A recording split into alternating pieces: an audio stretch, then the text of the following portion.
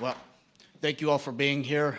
What I'm about to tell you hasn't been something that I've disclosed until recently in the help of Dr. Greer, among other people, so I appreciate your help with this.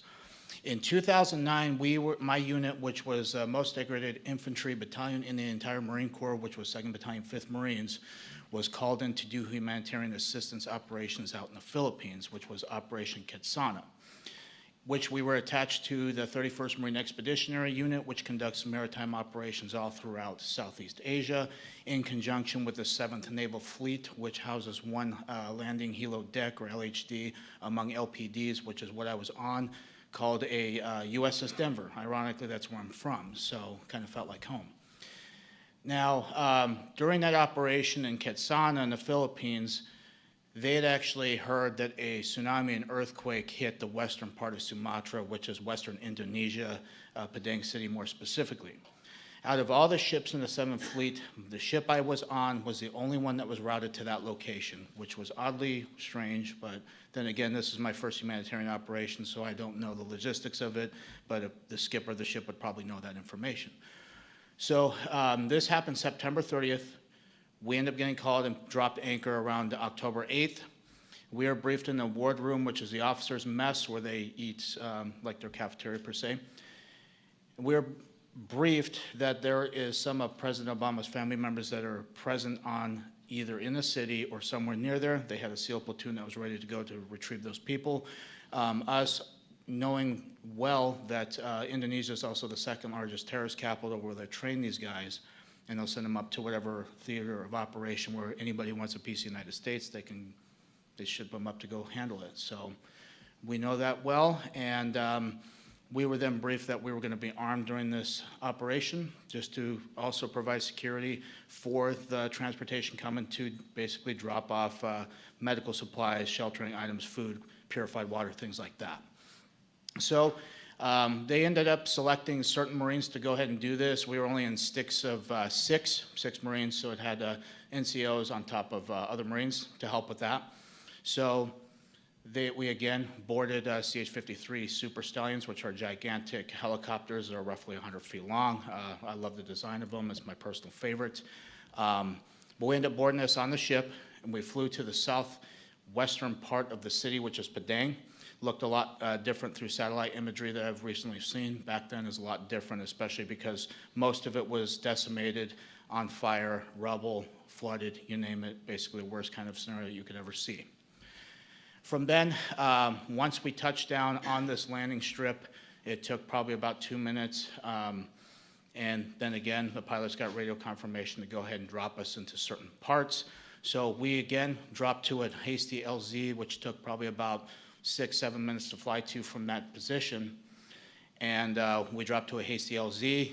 We got off the bird, and what we were instructed to do at that point through the briefing was to push to a high ground at least to get better observation. As a Marine, the tactical advantage that you get from having a observation from a top point is you see everything clearly. You could also coordinate from there. At that time, we had did a tactical column, which we are able to get eyes on pretty much everything, especially with 6 Marines, so we have the effective communication at that point. If we need to engage, we can properly do it within the amount of ammunition we've got, as well as the weapons that we got, which were only M16A4s. So at that point, we decided to push forward. We trekked up about 300 meters. At this time, I have a Panasonic camera that has the ability to take photographs. It has a ability to take videos, obviously. When we got to this high point, I was taking video camera, and I had actually turned to the north, which just kind of slopes down. And right there was something that stuck out like a sore thumb, especially with jungle terrain, things like that. Vegetation, very green stuff, was something that stuck out so well. It's always going to be basically imprisoned in my mind for the rest of my life, and it has been for 14 years, was something that was rotating, and it was transitioning between colors like a light matte gray as well as a dark matte black. So in between, that's what it kept, and it was very smooth. We had all looked at each other as we got online, and we decided to investigate. The further thing I want to say is that I actually took pictures and video of this before we actually trucked down. We had a dump pouch where we basically, if we expend ammunition, we want to retain our magazines, so we put those there. So I dropped my camera in there, and we decided to go down. We didn't have any communications, which was weird, and that was a very odd thing, and it's something that either could have been good that we didn't, or it could have been something that could have been very bad. And it just however you want to look at that. Once we got down this slope, we were approximately 150 meters away from this craft. When we all got to the point where we could see it, just like behind here, again, Mr. Schratt, phenomenal job. You can see that the craft here actually was roughly about 300 feet. And the reason why I know this is because you could fit 3 of the helicopters that we flew in on underneath this craft. It was rotating a clockwise motion. The panels here that you see, the black ones, at least 3 of them, was like a Vanta black, very dark. I have no idea what that was. On the very top, there was like a pyramid structure that you could see the shadowing of it, which would elicit that was a pyramid structure. And it had an audible hum to it, kind of like a guitar amp if you were to unplug that, or like a transformer. It's very audible. If I was to hear that sound again, I could tell you, okay, it's probably this thing or something similar to that. It's very distinct. And the way that it was floating, which was about 15, 20 feet off the ground, it was kind of a very eerie thing to see because I've never seen anything like that in my life. When we got up to that point, we were then intercepted by a team of soldiers or rogue military force, if you will. The most concerning thing about this is they all had American dialects. They had American gear. They had OTVs, black. They had black camouflage. They had very similar setups to what we have, but more high speed, something what you would see special operation groups these days have. They had no insignias on. They had no ranks. They had nothing that would signify who they were. They had black ball caps. They had M4A4s that were equipped with ACOGs, which was a step up from what we were currently issued, as well as PEC-16 IR illumination devices that you use for night vision and night patrols, things like that. So we were engaged. We had 8 of them put the drop on us. You could audibly hear them blow the safety selectors off. They basically started screaming at us, telling us what we were doing, we were not allowed to be there, who were we with, what were we doing there, threatened that they could kill us right then and there. We could get lost in the jungle. They could throw us out of a helicopter if they needed to.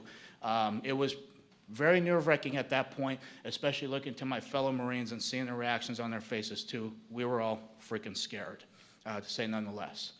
So with that being said, each Marine was then patted down along with myself. We had our weapons taken from us. They were basically cleared in condition 4, which means they had no round chamber, no magazine in. They dumped our magazines out of our mag pouches as well into the deck. And then again, because of Marine Corps order, how things are with that, we were told to keep our military ID in our left breast pocket. So they knew that.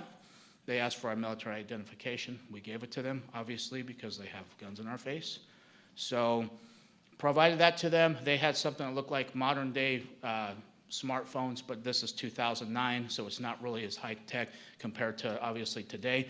So they took some pictures of our military ID, and then they had something that reminded me of a BAT system, which is a biometrics tracking system that we would use.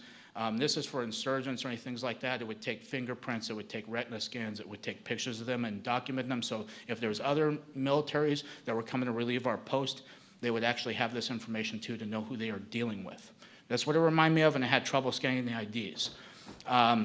As this is going on, we're going back between these guys as well as what's going on in the background. At that time, there was 4 of these trucks, which were F-350s. They were up-armored. They were pretty beefy.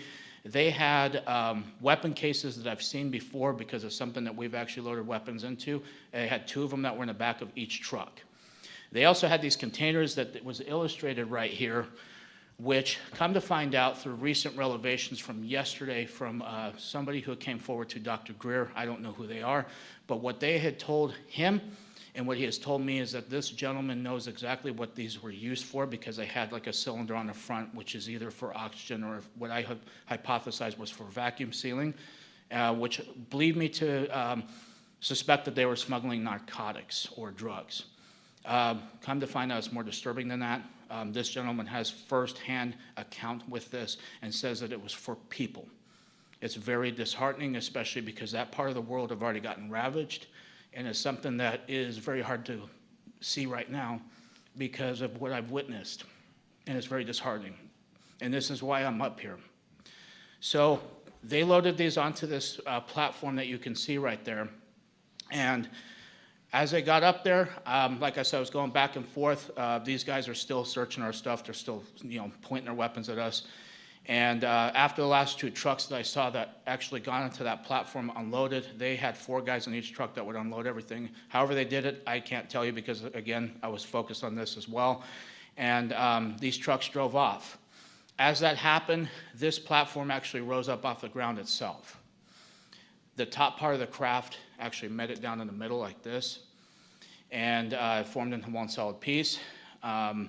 It floated right above the tree line. As soon as it was able to break that tree line, it actually had on the corners of each of these, which was an octagonal shape craft, by the way, on each corner it emanated a light. It was either red, yellow, green, or blue. Only those 4 colors I can distinctly remember. It didn't make any additional high-pitched sounds when it rose up. Once it got past that tree line, it shot over to the left, basically where the ocean was, at so fast, I would estimate probably 3,000, 4,000, 5,000 miles an hour instantaneous like that. There was no rotor wash, no exhaust that would disturb the trees, vegetation. The coconuts that were on these trees were not even touched. It produced no sonic boom. This thing was so fast. So as that happened, they basically had told us to turn around. As we turned around, kind of a couple things that went through my head at that point was that we're done. They actually started loading our magazines into our back into our vests in a way that would be hard to get them to put them into a weapon and to actually, charge the weapon and actually put it around in a chamber. So they put those in. They actually slung our M16s on their back for us, but when they did it, the Marine Corps has not really issued the best gear, especially at that time. So the slings back then were, I would say, subpar quality, cut my neck pretty good, and they kind of went in that motion and made sure they were secured so we couldn't really get them as easy. And they escorted us back up this slope. And they told us we were not allowed to look back. 2, that we were not able to talk about this. They were actually, 2 of the guys were actually talking about either, hey, should we smoke these guys right now? That's what they kept saying. It was kind of feeding more into the fear at that point because, again, I don't know who these guys are. I know they had American gear. They had American sidearms as well. If these guys have actually taken an oath like we have, and then why they're going against people like us and even willing to kill servicemen who just even stumbled onto this, it just blows my mind, and it's very sick. So as we broke atop this hill, we decided to book it. And we ran back to the LZ. There was a gunnery sergeant that was attached to the ship. I don't know this gentleman personally, but I know he's very unhappy with seeing us because we had actually had our weapons slung. We were not combat effective at that point if we needed to be. He asked specifically why we were. We didn't tell him exactly why. We just came up with an excuse. And then we waited for the next CH-53 to approach, and we got on board, flew back to the ship. We turned our weapons in back to the armory. We took our gear off back in our berthing, and we went upstairs to be debriefed by an admiral that I've never seen before, and it was kind of somebody who was out of place. I don't know if he has any kind of relevance to this at all, but if that's the case, if he does, I hope he comes forward with that information. It would be very helpful. So as we're going to go ahead and fast track to a couple days later, which we end up in Subic Bay, which is like the party town in the Philippines. So we had 3 days there of liberty. The first night I come back, because we had to report back to the ship each night, we were not allowed to stay out in town. My rack was on my camera was on my rack, and the memory card that was in it was out, and my battery was out of the camera, missing as well. So all of that was missing. The only thing that was there was the camera. Mind you, I had my locker secured. I had other stuff that was basically piled on top of that camera. So whoever did it knew what the hell happened. So after that, the other thing that was also notable with that was each of the Marines that were with me also had their cell phones taken that they brought. Even though they didn't bring them on the mission, all their stuff was missing. The other stuff, the other people in the actual platoon never had their stuff touched. It was only us 6 that were affected. So fast tracking back when we returned back to Okinawa, one day I had got a call from the duty that was in the barracks. Each barracks has like a duty of Marines that are making sure there's still order, things like that. He had been told that I needed to go up to the CP, so he informed me, so I had hightailed it up there. And oddly enough, there was nobody in the building except for one gentleman who was wearing Air Force dress blues that was missing a name tag, which I understand in Air Force policy or regulations that they were supposed to wear a name tag, and he did not have that. I gave him the proper greeting of the day, gave him the salute. He had pulled me into an office, and he has said, "You are not allowed to tell anybody in your chain of command. I don't care if it's a general. I don't care if it's anybody. You are not allowed to talk about what happened. You can go to prison for this, or you could be killed." So he slid over a non-disclosure agreement, and it had two things that I can recall to this day as I quickly skimmed through it, because again, I had thought we were going to forget about this whole mess. And one was said TSSCI, and the other said Indonesia. There's only two things I can recall out of that. So I was forced to sign that. I signed it, and I had got the hell out of there as quick as I could. Before I did that, I tried to ask him who he was, and he would not tell me who he was.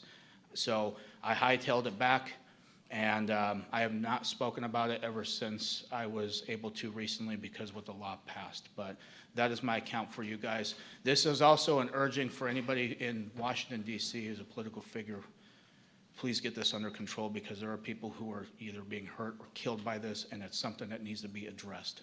Please.